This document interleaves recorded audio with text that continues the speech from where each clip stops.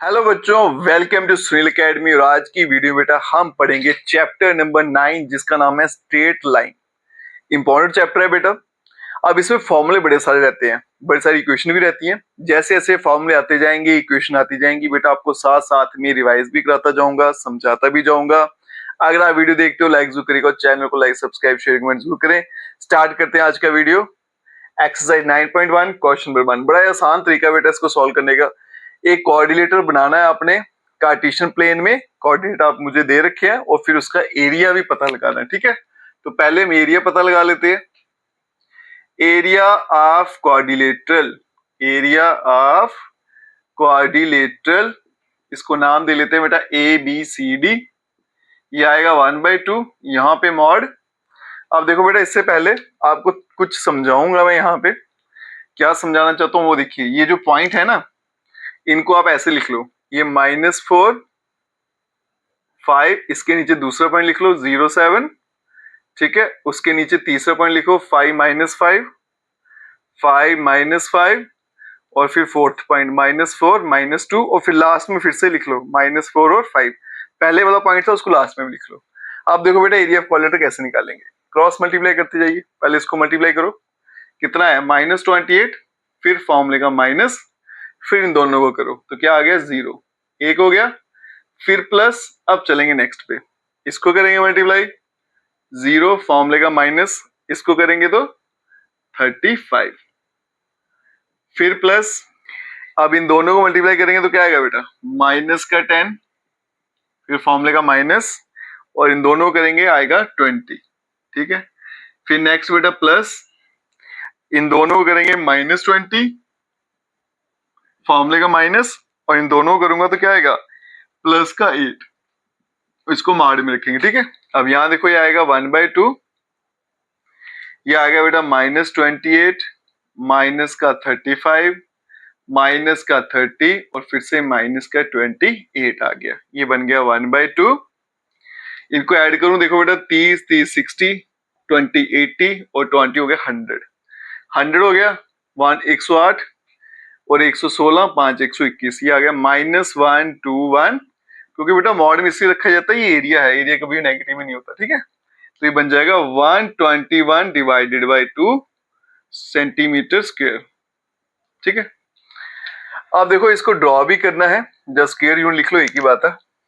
पहला पॉइंट है, ये x पे लिखना है, y पे, x पे -4, x पे -4 यहाँ पे आएगा। दूसरा बेटा y पे 5, वो यहाँ पे आएगा। तो ये दोनों पॉइंट यहाँ पर कहीं आके मिलेंगे, तो ये आ गया ये पॉइंट -4, 5। फिर x पे 0, वो तो लिखेंगे नहीं, y पे 7, वो यहाँ आएगा। ये आ गया b पॉइंट आपका 0, 7। फिर आ गया x पे प्लस का 5, वो आ गया बेटा यहाँ पे, और y पे आ गया माइनस का 5 यहाँ पे। तो कुल मिला के यहाँ कहीं मिलेंगे। c पॉइंट आ गया 5, -5, और d पॉइंट है -4 -2, ये -4 और -2 यहाँ पे आएगा कहीं, ठीक है। अब मैं इनको ज्वाइन करता हूँ। एक पॉइंट ये था बेटा, ये डी पॉइंट आ गया -4 और -2, ये वाला। पहले ये दो ज्वाइन होंगे, फिर इसको तीसरे के साथ जोड़ देते हैं, ठीक है, और फिर इसको डी के साथ जोड़ देता हूँ, और फिर ये इधर भी जोड़ दिए। तो A B C D diagram बनाना था, मतलब रिप्रेजेंट करना था कार्टेशियन प्लेन पे, वो भी कर दिया, एरिया फाइंड कर दिया। चलते हैं बेटा अब नेक्स्ट क्वेश्चन पे। चलते हैं बच्चों क्वेश्चन नंबर 2 पे। क्वेश्चन नंबर 2 क्या कहता है, the base of an equilateral triangle with side 2 time A lies along the y-axis such that the midpoint of the base is at the origin. Find the vertices of the triangle. मेरे पास एक equilateral triangle है जिसको y axis पे बनाया गया। हर side की length कितनी है बेटा 2 टाइम ए। तो मतलब ये लेंथ कितनी है 2 टाइम ए, ये भी 2 टाइम ए, और ये पूरी भी क्या रहेगी बेटा 2 टाइम ए। और ये भी बोला गया कि जो ओरिजिन है वो इस लाइन का मिड पॉइंट है, मतलब टोटल 2a है तो ये a हो जाएगी और ये भी हो जाएगी a, ठीक है। Find the vertices of the triangle, triangle के वर्टिसेस पता लगाने। ये तो आप सिंपल फाइंड कर सकते हो बेटा। ये वर्टिसेस क्या होंगे, देखो ये लेंथ यहां से लेके यहां तक कितनी है a, तो लेंथ ही तो होते हैं वर्टिसेस। तो ये y वाली लाइन है ना, तो y पे a आएगा, x वाला कोऑर्डिनेट उस पे 0 होता है। ये वाला डिस्टेंस भी कितना है a, अब नीचे की तरफ है तो माइनस ही हो जाएगा, x वाला कोऑर्डिनेट 0 हो जाएगा।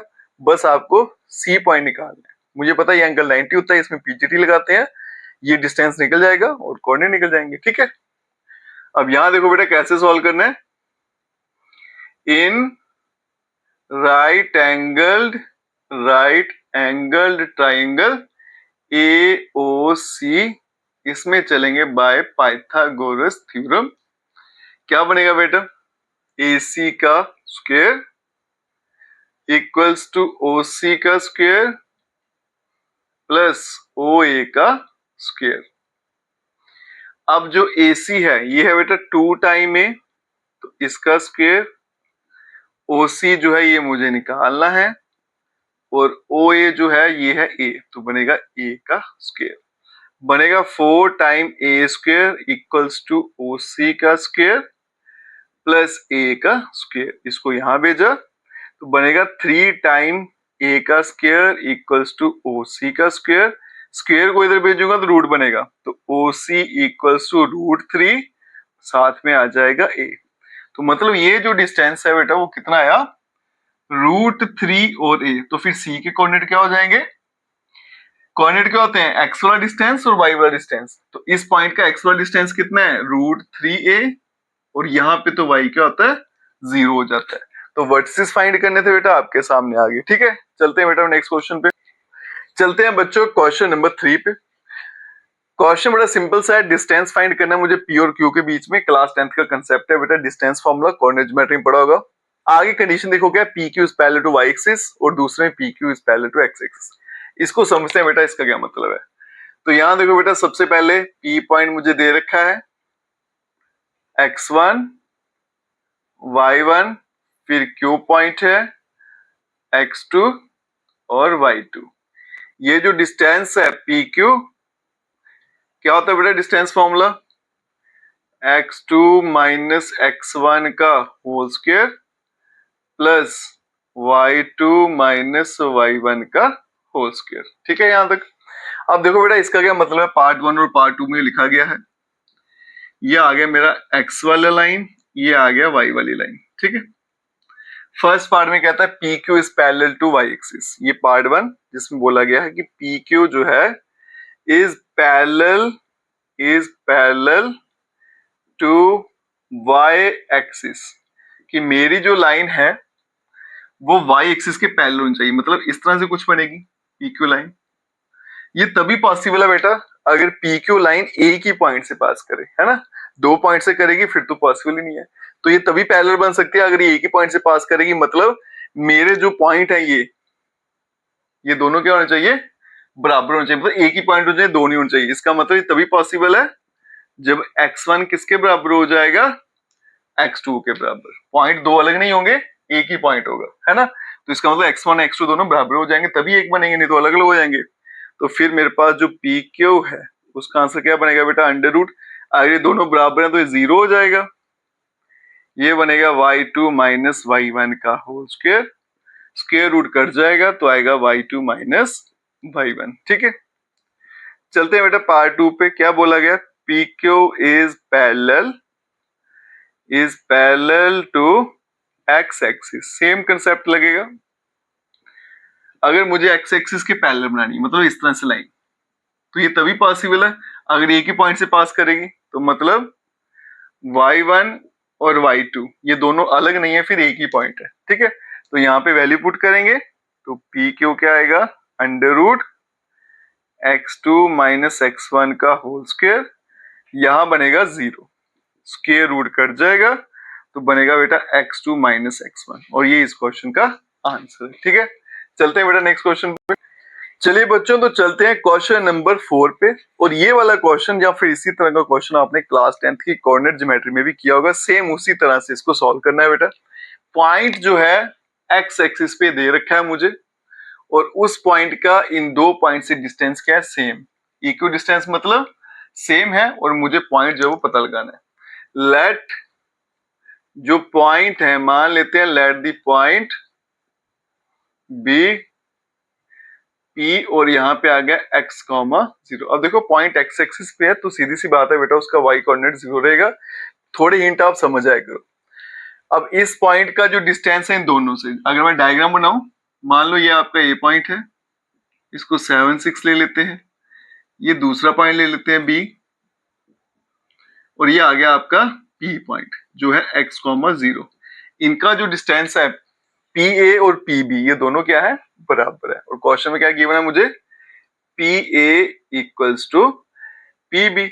लगाएंगे बेटा distance formula, under root X वाला एक्स से माइनस करना, वाई वाला वाई से, ठीक है। तो क्या बनेगा x माइनस 7 का होल स्क्वायर प्लस, अब वाई वाले माइनस करेंगे तो क्या बनेगा 0 माइनस 6 का होल स्क्वायर, ठीक है, इक्वल्स टू यहाँ पे रूट आ गया, फिर बनेगा x माइनस 3 का होल स्क्वायर प्लस 0 माइनस 4 का होल स्क्वायर।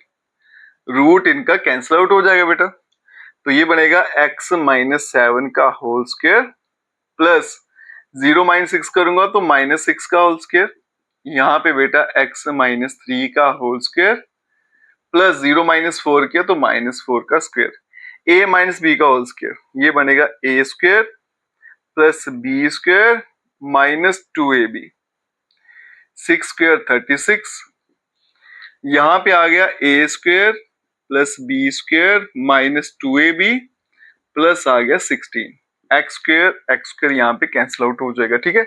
नंबर देखो बेटा 49 और 36, ऐड कर दूंगा 55 और बनेगा 85 माइनस 14x प्लस का 85, यहाँ देखो बेटा माइनस का 6x और यहाँ पे आएगा 25। अब ये बड़ा नंबर है, ये माइनस का, तो इसलिए मैं सारा यहाँ पे भेज देता हूँ, माइनस 6x प्लस का 25 है प्लस का 14x और माइनस का 85 और यहाँ पे आ गया 0। अब यहाँ देखो बेटा 14 में से 6 गया तो बच गया 8, 8x, 85 और 25 माइनस करेंगे, 5 कर्म करेंगे तो 80 हो गया, 20 करेंगे तो 60, माइनस 60 इक्वल्स टू 0। 8x बन गया आपके पास 60, x बन गया 60 डिवाइडेड बाय 8, 4 2 8, 15 से कैंसिल, तो x बन गया आपके पास 15/2, ठीक है जी। तो इसका मतलब जो पॉइंट था P वो क्या बन गया आपके पास 15/2, 0, तो यही इस क्वेश्चन का आंसर है। चलते हैं बेटा अब नेक्स्ट क्वेश्चन पे। चलिए बच्चों तो चलते हैं क्वेश्चन नंबर 5 पे। क्या कहता है question, find the slope of A line. एक लाइन का स्लोप फाइंड करना है, वो लाइन फिर ओरिजिन से पास हो रहा है और उसके अलावा इन दोनों के मिड पॉइंट से, ठीक है। तो यहाँ पे नया कंसेप्ट आएगा बेटा स्लोप ऑफ लाइन। अब इसके फॉर्मूले आएंगे, आपको बताते हैं तो बेटा कैसे फाइंड करनी है। सबसे पहले देखो लेट, मान लेता हूं ये कैपिटल ए जो है ये मिड पॉइंट है, be the mid point of P और दूसरा है बी, ये बी जिसके कोऑर्डिनेट है 8,0। तो ये इस तरह से इसकी डायग्राम बना लेते हैं। P point 0 minus 4, B point आ गया बेटा 8,0, ये आ गया इसका मिड पॉइंट ए। अब इसके कोऑर्डिनेट निकालते हैं, कोऑर्डिनेट्स ऑफ ए, ये भी क्लास 10th में पढ़े हैं बेटा, सेक्शन फॉर्मूले वहां पढ़े, मिड पॉइंट कैसे निकालते हैं। एक्स वाले नंबर ऐड करेंगे 0 + 8 डिवाइडेड बाय 2, हमेशा 2 से डिवाइड करना है जब भी मिड पॉइंट निकालना है। फिर -4 + 0 वाई वाले ऐड करेंगे डिवाइडेड बाय 2। तो कोऑर्डिनेट्स ऑफ ए क्या आ गया आपके पास 8/2, 4/2। तो कोऑर्डिनेट्स ऑफ ए क्या आ गया बेटा 4, -2, ठीक है। इसके कोऑर्डिनेट आ गए 4, -2। अब यहां देखो बेटा मुझे तो निकालनी है स्लोप, और जिसकी स्लोप निकालनी है लाइन की वो एक तो ओरिजिन से पास हो रही है और दूसरा जो मिड पॉइंट था इसका वो क्या था ए, मतलब 4, -2। अब मैं निकालूंगा स्लोप ऑफ लाइन ओ ए।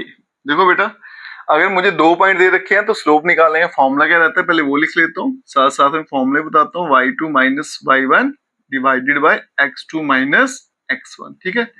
इसको बोलते हैं स्लोप।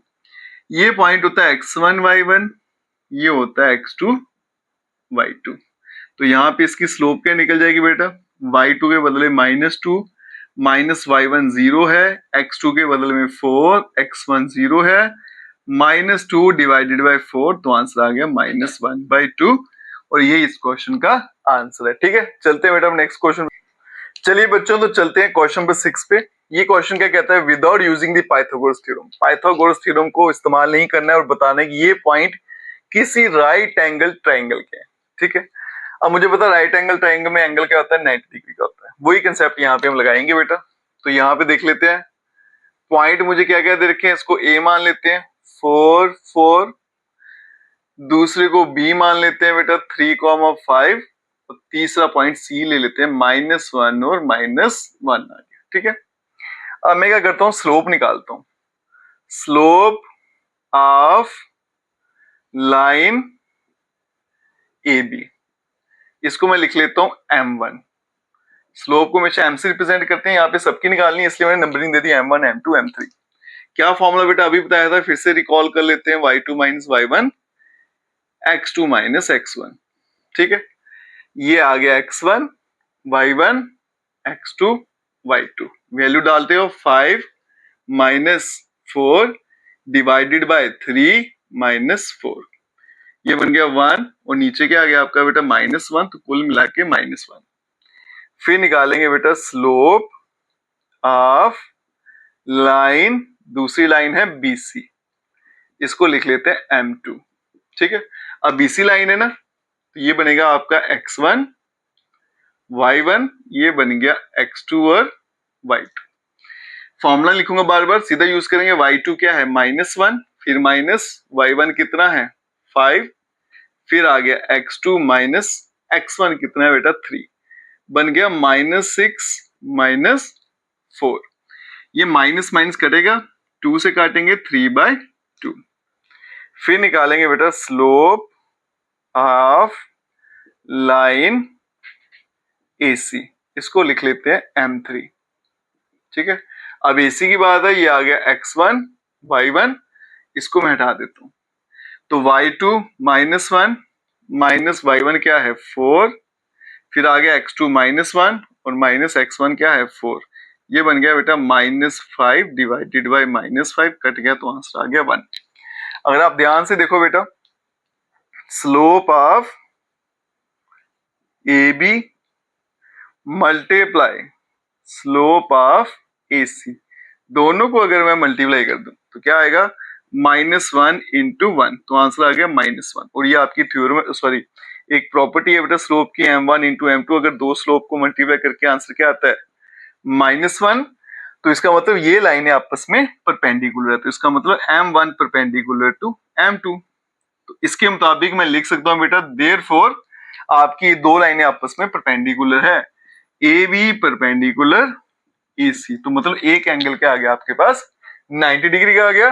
देयरफॉर ये जो ट्राइंगल था, triangle ABC is a right angle triangle. ठीक है, और यही मुझे इसमें प्रूफ करना था। चलते हैं बेटा अब नेक्स्ट क्वेश्चन।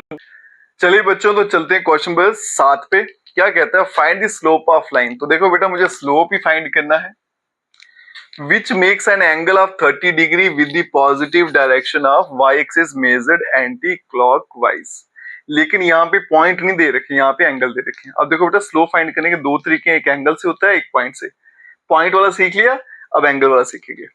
देखो बेटा, ये मान लो मेरी लाइन है, उसने क्या बोला गया 30 डिग्री एंगल बनेगा वाई एक्सिस के साथ, लेकिन कौन सी डायरेक्शन में, positive direction, Y axis measured anti clockwise. Right side होता है क्लॉकवाइज, एंटी क्लॉकवाइज होता है लेफ्ट साइड, है ना। तो वाई एक्सिस के साथ लाइन ने 30 डिग्री बनाना, लेकिन लेफ्ट साइड, तो इसलिए मैंने लेफ्ट साइड बनाया। क्लॉकवाइज कहता तो यहां बनाता, तो ये एंगल कितना है बेटा 30। ठीक है, अब ये एंगल कितना है 90, तो कुल मिला के पूरा एंगल एक्सिस से लेके यहां तक कितना हो गया 90 + 30 मतलब 120। और जब भी स्लोप फाइंड करनी है बेटा तो एक्स एक्सिस से एंगल मेजर किया जाता है, इस बात का ध्यान रखना। ठीक है, अब यहां देखो बेटा इसका सोल्यूशन, जो मेरे पास एंगल है थीटा, वो कितना है 90 + 30, तो कुल मिला के 120 डिग्री हो गया। अब स्लोप फाइंड करने का फॉर्मूला, स्लोप अगर आपको एंगल दिया हो, इसको बोलते हैं m। क्या फॉर्मूला होता है बेटा tan ऑफ थीटा। तो m equals to tan theta की वैल्यू कितनी आ गई यहाँ पे देखो 120। बच्चे क्या करते हैं बेटा, सोच लेते हैं कि थीटा की वैल्यू 30 है। ध्यान से पढ़िएगा बेटा, ऐसे नहीं 30 लिख देना, ठीक है। अब इसको सिंप्लीफाई करेंगे, ये बनेगा tan, फिर आया 90 प्लस 30, ऐसे लिख सकते हैं। 90 लगने से tan बन जाता है बेटा cot, तो आंसर बन गया cot 30। क्वाड्रेंट अगर देखें तो सेकंड क्वाड्रेंट होता है, सेकंड क्वाड्रेंट जो होता है उसमें आपका tan जो होता है वो नेगेटिव होता है, तो यहाँ पे माइनस का साइन आएगा। अब tan 30 की वैल्यू थी 1/√3, तो cot 30 उल्टा होगा √3, तो बनेगा -√3, ठीक है। और यही इस क्वेश्चन का आंसर है। तो आज की वीडियो बेटा यहीं तक रखते हैं। अगर आप वीडियो देखते हैं तो लाइक जरूर करिएगा, चैनल को लाइक सब्सक्राइब शेयर कमेंट जरूर करें। Best of luck.